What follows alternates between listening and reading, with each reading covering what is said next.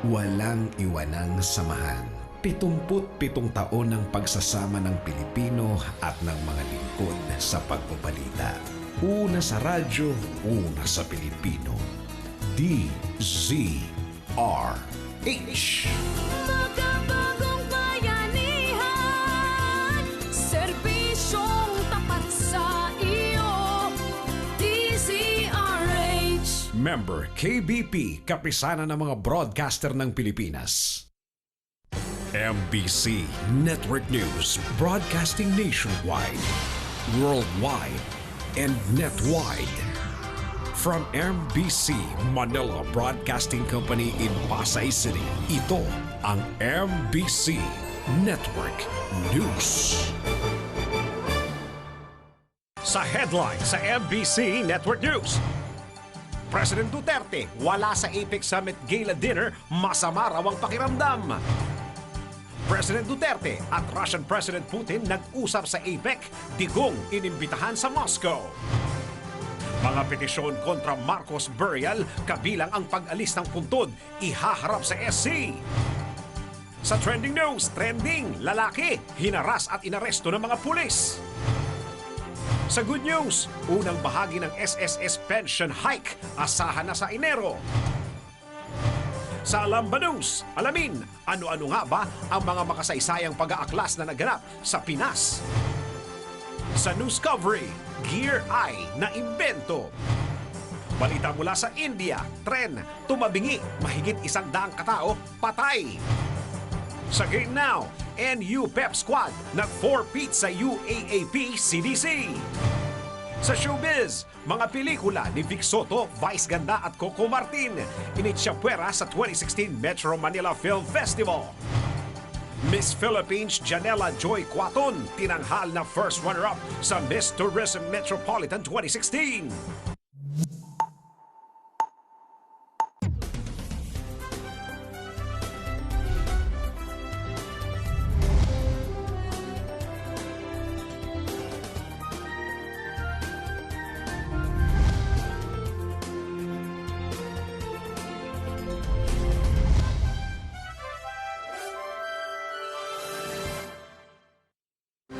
Magandang araw Pilipinas, Luzon, Visayas at Mindanao at sa buong mundo. Samahan po ninyo ko ng kalahating oras na balitaan.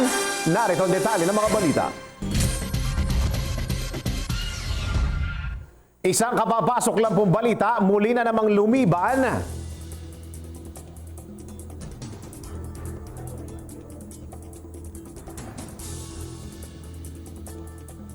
sa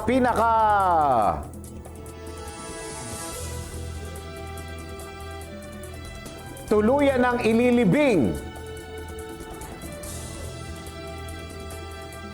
o lahat daw ng opisyal ng Energy Regulatory Commission pinagbibitiw na ni Presidente Duterte kasunod ng isang suicide ng isang opisyal.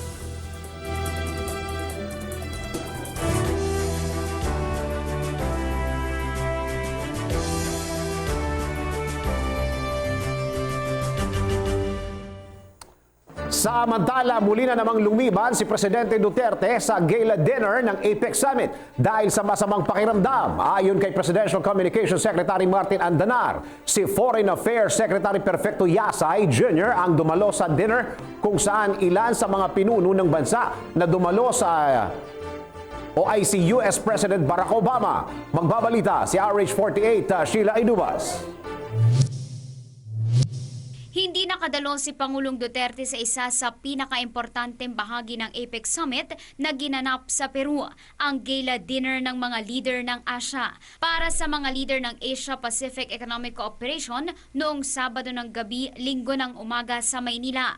Ayon kay Presidential Communications Secretary Martin Andanar, masama ang pakiramdam ng Pangulo kaya absent sa dinner sa Peru.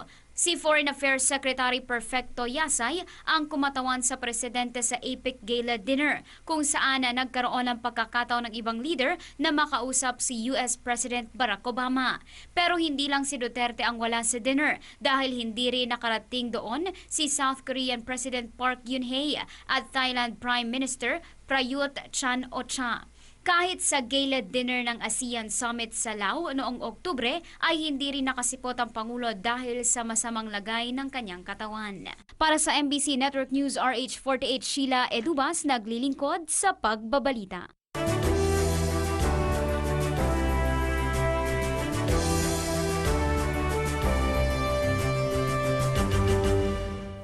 Nakapag-usap na si Pangulong Duterte at Russian President Vladimir Putin sa sideline ng APEC Summit. Kung ano ang mga napag-usapan nila, alamin natin sa report ni RH09, Sunny Casulia.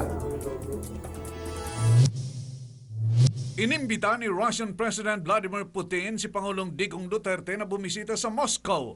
Mensahe ito ni Putin kay Duterte sa kanilang meeting sa sideline ng APEC Summit sa Lima, Peru.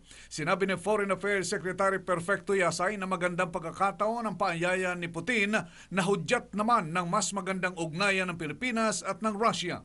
Bago ang pulong kay Putin, nakipag-usap din si Duterte kay Chinese President Xi Jinping. RH9, Sunny Casulia, naglilingkod sa pagbabalita. Ito yung kapapasok lamang na balita. Iniutos na ngayon ni Presidente Duterte na magbitiw ang lahat ng opisyal ng Energy Regulatory Commission. Ginawa ng Presidente ang utos kahit nasa Lima, Peru siya para sa APEC Summit kasunod ng suicide ni ERC Director Francisco Villa Jr. Batay sa report na tinanggap ng Presidente, talamang umano ang korupsyon sa ERC. Bagay na sinasabing nagtulak din kay Director Villa na magpakamatay. Ang utos ng Presidente na mag-resign ang lahat ng opisyal ng ERC ay effective immediately. Si Director Villa, na kapatid ng veteranong journalist at news executive na si Chari Villa, ay nagpakamatay sa bahay sa Parañaque noong November 9. Pero nag-iwan ng suicide notes tungkol sa korupsyon na nagtutulak sa kanyang mag-suicide.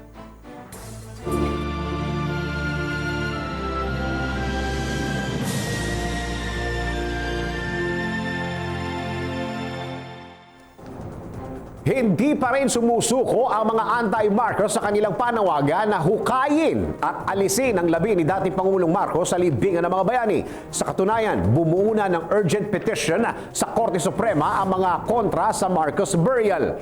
Para sa kabuuang detalye, alamin natin yan sa report ni RH44, Vien Dacles. Bumubuo ng urgent na petisyon sa Korte Suprema ang mga kontra sa natuloy na paglibing kay yumaong dating Pangulong Marcos sa libingan ng mga bayani.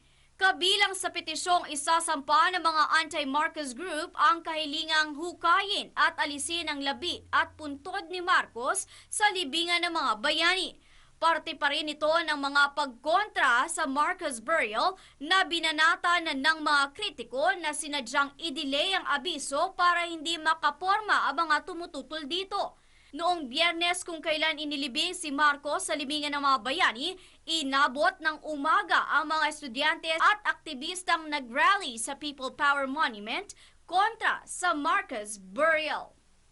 Para sa MBC Network News, RH44, Vien Dacles, naglilingkod sa pagbabalita.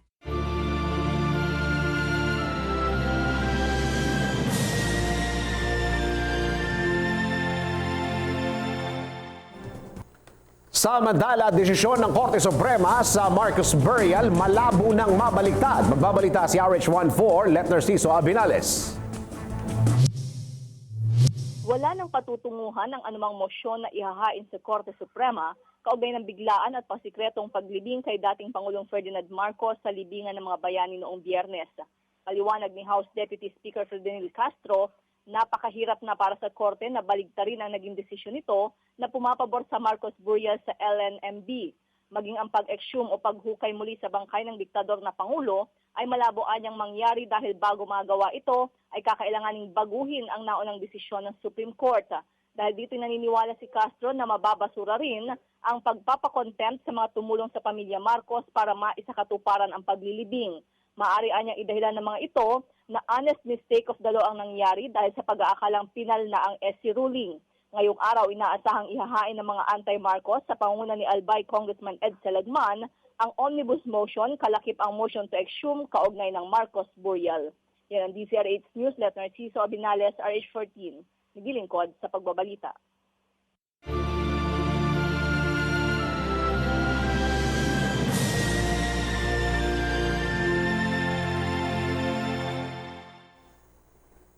Tuloy pa rin ang peace talk sa pagitan ng gobyerno at kilusang komunista sa kabila ng matinding pagkontra ng CPP-NPA sa Marcos burial. Ito'y matapos tawagin ng CPP si President Duterte na masahol pa sa trapo o tradisyonal na politician. Para sa kabuang report, alamin natin kay RH48 Sheila Idubas. Binanata ng Communist Party of the Philippines ang pagpayag ni Pangulong Duterte na ilibing si yumaong dating Pangulong Marcos sa libingan ng mga bayani. Sa isang statement, tinawag ng CPP si Duterte na masahol pa sa trapo o traditional politician at pinababawi rito ang pagpayag sa Marcos burial na anilay historically wrong. Ayon sa CPP, magbabago ang kasaysayan sa bangungot ng martial law kapag hindi binawi ng Pangulo ang ibinigay na pribilehiyo kay Marcos. Pero tungkol sa peace talks ng CPP, NPA, NDF, sinabi ni NDF Peace Negotiator Fidel Agkawali na tuloy ang panibagong round ng negosasyon dahil ayaw anyang palampasin ng kilusang komunista ang alok at ipinakitang sinseridad ng bagong administrasyon sa kabila ng issue sa Marcos burial. Para sa MBC Network News, RH48 Sheila Edubas, naglilingkod sa pagbabalita. Samantala, opisyal ng Bureau of Internal Revenue patay sa ambush sa Quezon City ngayon lang pong umaga. Magbabalita si 24 Edmar Estabilio. Edmar. Dennis, kinilala na ng pulisya ang napatay at habang ang sugatang driver matapos ambusin ang mga ito ng riding in tandem sa top side ng Katipunan Avenue sa Quezon City galing sa bahagi ng May Station mula sa Marikina kaninang madaling araw. Ang napatay ay kinumpirma ng mga kasamaan sa trabaho at kaanak na sumugod sa lugar na si Jonas Amura na umano'y direktor ng BIR sa Makati City. Habang ang driver na sugatan ay sinugod sa Labor Hospital ay kinilalang si Angelito Pineda, 50 anyos, isang company driver ng BIR sa pagsisiyasat ng Sogo sa loob ng puting Toyota Innova na may plakang EBC 502. Isang folder na may tatlong bundle ng pera na sa taya ng pulisya ay tig 100,000 ang bawat bundle. Alas 8 kanina ng umaga, tanggalin ng Soco team ang labi ng biktima at inalis na rin sa crime scene ang sasakyang Toyota Innova. Ang pulisya, Dennis, ay patuloy pa na nangangalap ng impormasyon at nagsasagawa ng investigasyon kung ano ang motibo sa pagbatay sa umano'y direktor ng BIR. Mula dun sa Edmar. Dennis. Edmar, medyo na malabo lang yung pasok mo kanina. May pera yung loob ng sasakyan? May pera, may hawak-hawak na 300,000 sa pagtaya ng pulis. Yung bundle daw, Dennis, ay 100,000. Oo. Pero hindi naman nakuha yung pera dahil ang tinitignan dyan, dahil nakasarado yung sasakyan ng biktima. No? Dahil ang pinanatan to, Dennis, sa bandang kanan Sa hero ito. At talagang binarik ng malapitan dahil base doon sa nakita natin tama sa salamin, doon mismo sa may driver, yung passenger side na sa harap. Harapan. Sa harap. Talagang tinatad ng tama ng bala yung salamin. At tinamaan yung nadamay lamang yung driver na nagmamaneho ng sandaling yun. Ano to? Papasok galing sa kasi Lunes ngayon, baka galing sa Gimika. Anong sabi ng pulis? Ang binabanggit, ang sabi nung anak ng driver, nung si Angelito, pumunta sa lugar, galing sinundo niya, yung amo niya, yung naparay, sinundo ng tatay niya, yung amo niya na si Jonas Antipolo. Antipolo. Dumaan sila doon sa may Zigzag Road ng Major Quezon, galing ng Marikina. At sa pag-akyat doon sa may Katipunan Avenue, Dennis, ito yung paahon. Kung sanay ka dyan sa libis din sa may baha ng Katipunan Avenue, palabas ng C5, papunta ng Ateneo o Katipunan, ay doon pinanata sa may mismong kanto, pagkanan, Dennis. Okay, Ginanapan ng riding in tandem yung bumanat doon sa biktima. Oh, lapit eh. Ang daming parang tamang-tama sa kanya yung mga bala, no?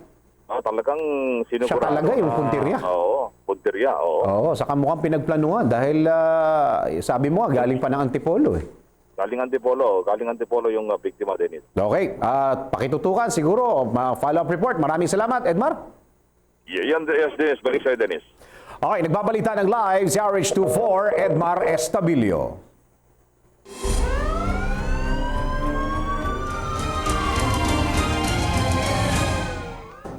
Nataranta ang maraming tao sa mall sa Makati matapos sa biglang sumiklab ang malakas na sunog sa Glorieta Shopping Mall kagabi. Nagmamadaling umalis sa mga tao nang mabalitaang may nakitang usok sa Hacienda Inasal Restaurant. Bagamat inakalang galing ang usok sa Gold's Gym. Para sa kabuang detalye ng report na yan, alamin natin mula kay RH09, Sunny Casulia.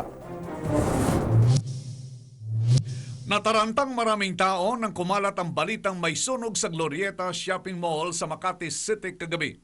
Nagmadaling umalis sa mga tao, marami ay pamilya na sinasabing namimili na para sa panahon ng Kapaskuhan nang mabalitaang may nakitang usok sa Hacienda Inasal Restaurant sa Glorieta 3, bagamat unang inakala na galing ang usok sa Gold's Gym.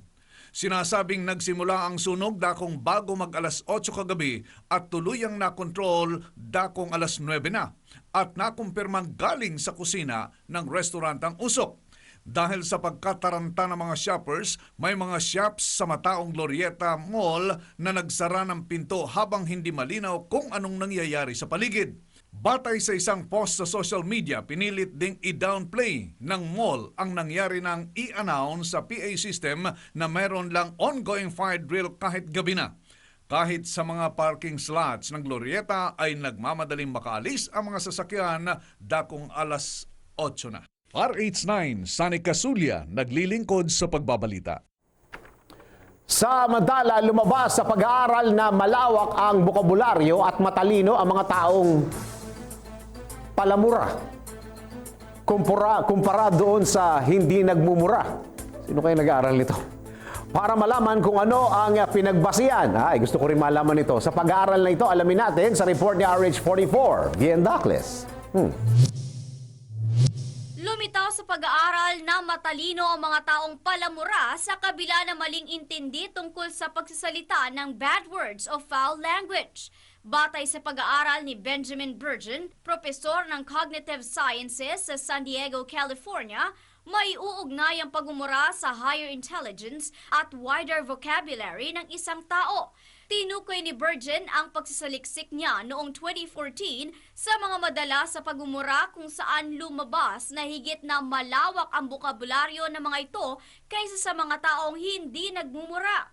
Bukod dito, sinabi ni Burgeon na ang pagmumura ay maituturing na therapeutic dahil nagpapagaan ito ng kalooban sa mga may pinagdaraan ng depresyon at frustration.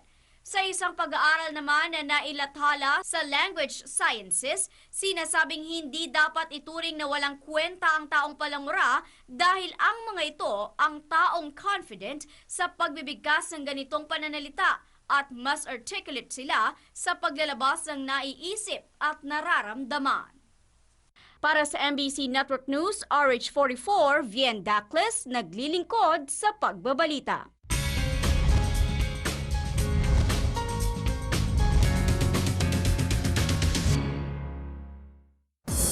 Samantala, para sa ating showbiz balita, mga pelikula nina Vic Soto, Vice Ganda at Coco Martin, initsapwera o tinanggal sa listahan.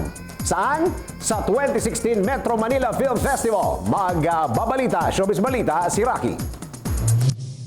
Sa kauna-unahang pagkakataon, walang Vic Soto at Vice Ganda movie na mapapanood sa darating na 2016 Metro Manila Film Festival.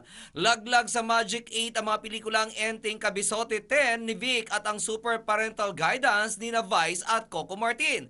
Magiang Mano po 7 ng Regal Entertainment na pinagbibidahan ni na Richard Yap at Jean Garcia ay hindi rin nakapasok. Ang mga pelikulang maswerteng nakapasok sa Magic 8 na ipalalabas mula December 25 hanggang January 7, 2016 2017 ay ang Die Beautiful ni Paolo Ballesteros at Luis Alandi, ang babae sa Septic Tank 2 Forever's Not Enough ni Eugene Domingo at Jericho Rosales, kabisera ni Nora Honor at Ricky Davao, Oro ni Joem Bascon, Saving Sally ni Rian Ramos, Seclusion ni Dominic Roque, Sunday Beautiful Queen na isang documentary drama ni Baby Ruth Villarama at pinagbibidaan ni Hazel Perdid, Mylene Jacobo, Cherry Britannia at Leo Silomeño at ang Vince, Kat and James ni Julia Barreto, Joshua Garcia at Ronnie Alonte. Ang mga napili ay pinagbasehan sa story, audience appeal, overall impact na may 40%, cinematic attributes and technical excellence na may 40%, global appeal na may 10%, at Filipino sensibility na may 10%. At yan aking balita, ako naman si RH43 Rocky, ang inyong kaliga sa mundo ng showbiz!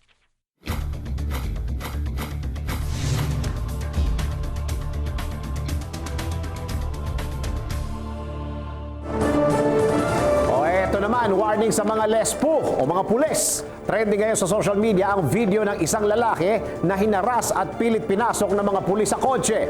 Para sa kabuang detalye, alamin natin yan sa report ni RH44, Vien Dacles.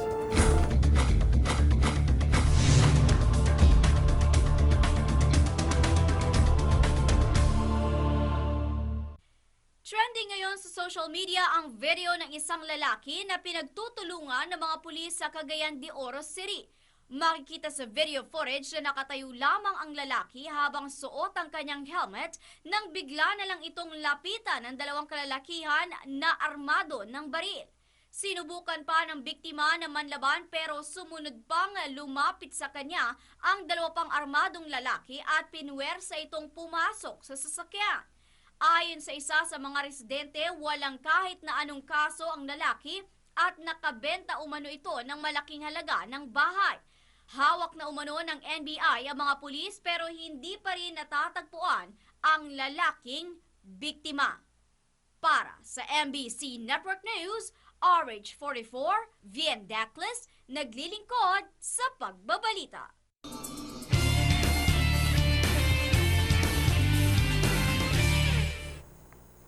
Good news muna tayo. Masaganang bagong taon ang bubungad sa mga pensioners ng Social Security System o SSS. Matapos na maaprubahan ang hiling na pension hike ng ating mga pensionadong mahal sa buhay. Bagamat installment malaking bagay na rin ang maisakatuparan ng nasabing hike. Para sa kabuang balita o magandang balitang ito, narito ang Good News Report ni RH09 sa Nicasulia.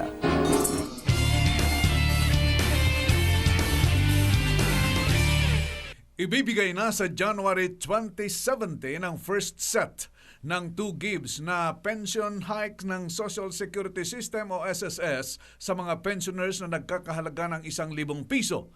Kinumpirma ito mismo ni SSS Chairman Amado Valdez matapos ang pakikipag-usap sa mga mambabatas. Ayon kay Valdez, positibo ang pagtanggap ng Kongreso sa hiling nilang gawing installment o hatiin sa 2 set ang pagbibigay ng pension hike para mabuo ang 2,000 pisong increase. Aminado si Valdez na malaking pondo ang mawawala sa SSS, ngunit kailangan umano itong maibigay alinsunod sa kagustuhan ng administrasyon na bigyan ng dagdag na benepisyo ang mga pensioners.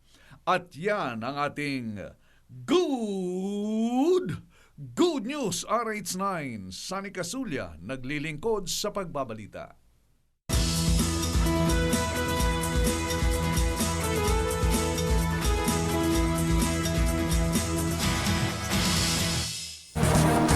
Ngayong kaliwat kanan ang nagaganap na rally sa iba't ibang parte ng Pilipinas. Alam niyo ba kung ano-ano ang mga makasaysayang pag-aaklas na naganap sa Pilipinas? Alamin natin yan sa report ni RH49, Rita Salonga.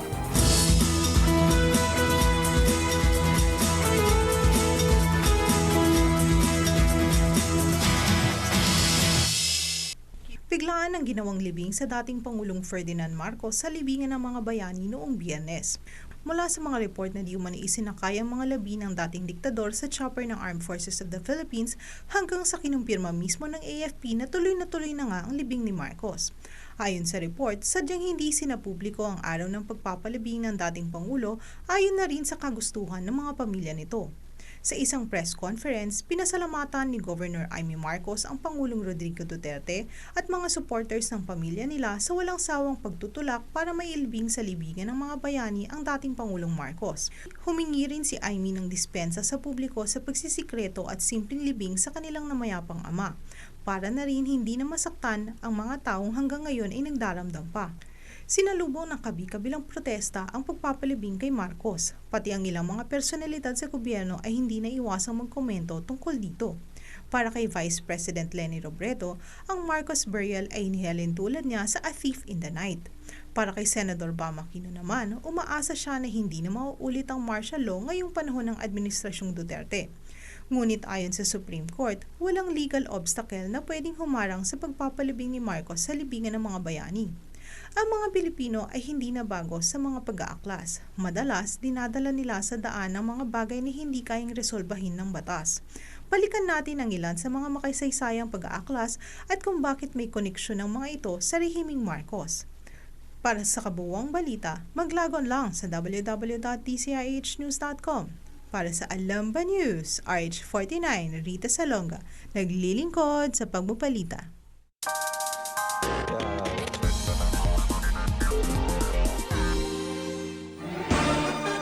Ito, good news po ito para sa madalas makalimot yung mga nangungutang sa kanilang mga gawain. Naimbento ang iGear. Paano ito ginagamit? Alamin natin sa report ng RH44, Vien Dacles.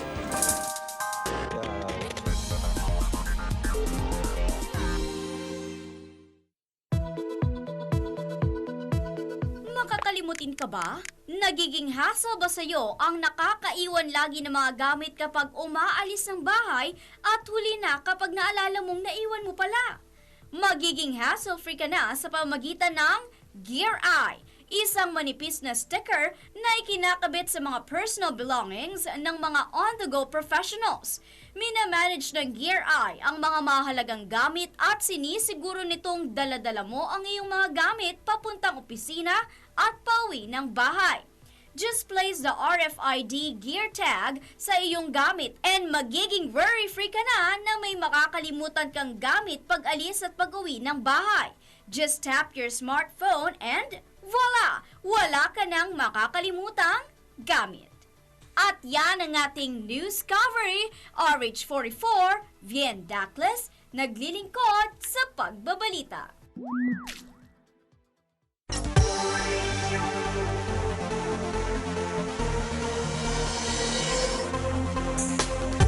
Balita mula sa India. Isang tren na tumabingi, mahigit 100 katao patay. Mahigit 100 katao na ang kumpirmadong patay matapos tumabingi ang isang tren sa Northern Uttar Pradesh sa India. Hindi pa rin tiyak kung ano ang sanhi ng aksidente, pero ayon sa ilang source, posibleng ang fracture sa riles ng tren ang dahilan ng pagtabingi nito. Sa ngayon, may 150 katao na ang sugatan habang sinusubukan pa rin ng mga rescuer na ilabas sa tren ang ilang mga pasahero. 14 na bagon ng Indore-Patna Express ang tumabingi at ayon sa senior railway official, ginagawa nila ang lahat ng kanilang makakaya para mailigtas ang buhay ng mga pasahero, pero hirap na hirap umano silang putulin ang mga metal na nakaharang. At yan ang balita mula sa Ibayong Dagat, RH48, Sheila Edubas, naglilingkod sa pagbabalita.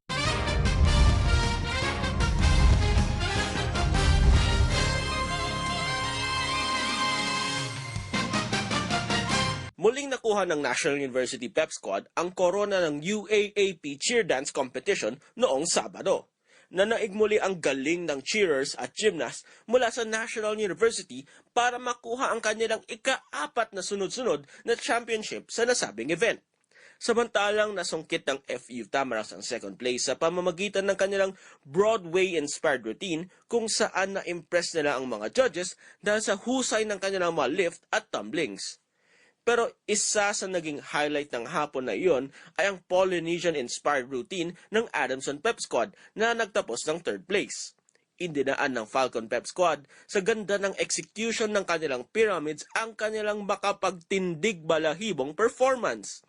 Kapansin-pansin namang wala sa nasabing competition ang UP Pep Squad na maaga nang nagsabi na hindi sila sasali sa competition ngayong taon dahil sa alitan sa resulta sa nakaraang taon. At yan ang ating balitang pampalakasan para sa Game Now. Ako si Toby Pavon.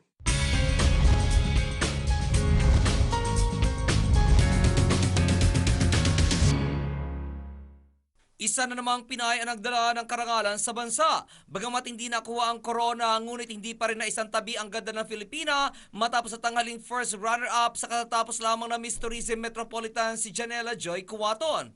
Tinalo ni Janela ang 40 nagagadahang kandidata mula sa iba't ibang bansa.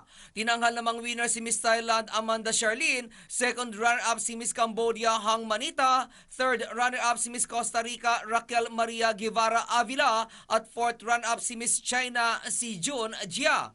Ang finals ay ginanap sa Naga World Hotel and Entertainment Complex sa Phnom Penh, Cambodia, kung saan 41 nagagadahang kababaihan ang laglaban-laban para sa nasabing titulo. Samantala, napunta naman ang mga special awards kina Miss Indonesia Valerie Krasnadewi para sa Best in National Costume, Sandria Ba ng Malaysia para sa Miss Good Luck, Kimberly Ana Helena ng Netherlands para sa Best in Talent, Nina Makaire ng South Africa ang Miss Friendship, at Amanda Charlene ng Thailand ang Miss Photogenic. Kasama namang pumasok sa top 10 sina Miss Denmark, Miss Malaysia, Miss Netherlands, Miss Portugal at Miss Vietnam. At yan aking balita. Ako naman si RH43 Rocky, ang inyong kaliga sa mundo ng showbiz.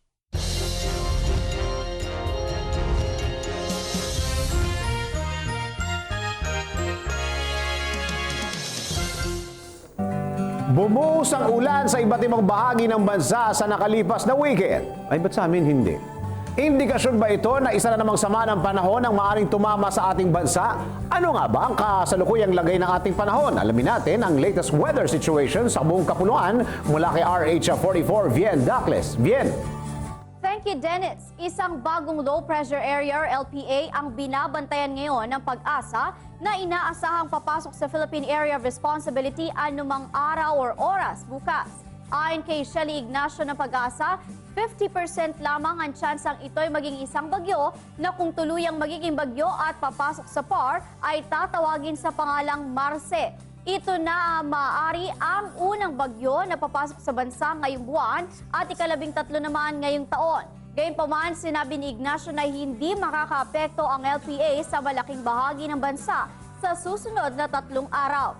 Asahan ang magandang panahon sa bansa maliban sa isolated rain showers at thunderstorms, partikular na sa eastern section ng bansa. Samantala, nagpakita ang araw kaninang 5:59 na umaga at lulubog naman mamayang 5:24 ng hapon. At para naman sa ating 5-day weather forecast, narito po ang ating nakalap mula sa MBC Network News Weather Center.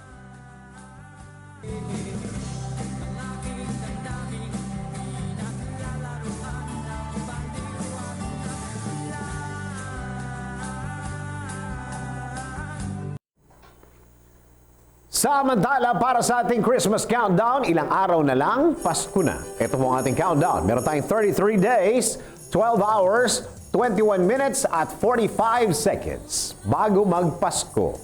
Ayan, maligayang Pasko po sa lahat ng mga nakakaramdam na.